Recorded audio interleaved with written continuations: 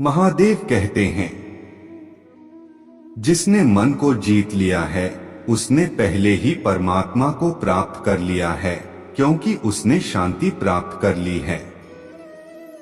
ऐसे मनुष्य के लिए सुख दुख, सर्दी गर्मी और मान अपमान एक से है।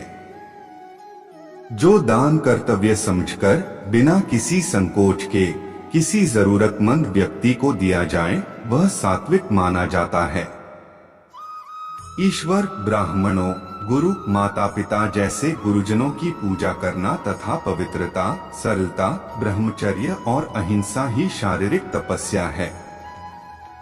भगवद गीता के अनुसार नरक के 3 द्वार होते हैं: वासना, क्रोध और लालच। भविष्य का दूसरा नाम है संघर्ष। जो मुझे सब जगह देखता है और सब कुछ मुझ में देखता है, उसके लिए न तो मैं कभी अदृश्य होता हूँ और न वह मेरे लिए अदृश्य होता है। मैं हर जीव के हृदय में परमात्मा स्वरूप स्थित हूँ। जैसे ही कोई किसी देवता की पूजा करने की इच्छा करता है, मैं उसकी श्रद्धा को स्थिर करता हूँ, जिससे वह उसी विशेष देवता की भक्ति कर सके। जो महापुरुष मन की सब इच्छाओं को त्याग देता है और अपने आप ही में प्रसन्न रहता है, उसको निश्चल बुद्धि कहते हैं। जो विद्वान होते हैं, वो न तो जीवन के लिए और न ही मृत के लिए शोक करते हैं। जो जीवन के मूल्य को जानता हो, इससे उच्चलोक की नहीं अपितु अपयश प्राप्ति होती है। जीवन ना तो भविष्य में है ना अतीत में, जीवन तो इस क्षण में है। खुद को जीवन के योग्य बनाना ही सफलता और सुख का एकमात्र मार्ग है।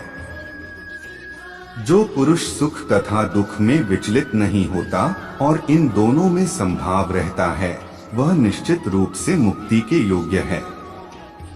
जिस प्रकार मनुष्य पुराने कपड़ों को त्याग कर नए कपड़े धारण करता है, उसी प्रकार आत्मा पुराने तथा व्यर्थ के शरीरों को त्याग कर नया भौतिक शरीर धारण करता है।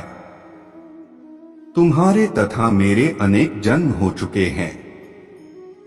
मुझे तो वो सब जन्म याद है, लेकिन तुम्हें नहीं। उसे फल मिलता है, ना ही वो कर्म है। कर्म करो, फल की चिंता मत करो। फल की लालसा छोड़कर कर्म करने वाला पुरुष ही अपने जीवन को सफल बनाता है। जो मनुष्य कर्म में अकर्म और अकर्म में कर्म देखता है, वह सभी मनुष्यों में बुद्धिमान है और सब प्रकार के कर्मों में प्रवृत्त रहकर भी दिव्य स्थिति में रहता है।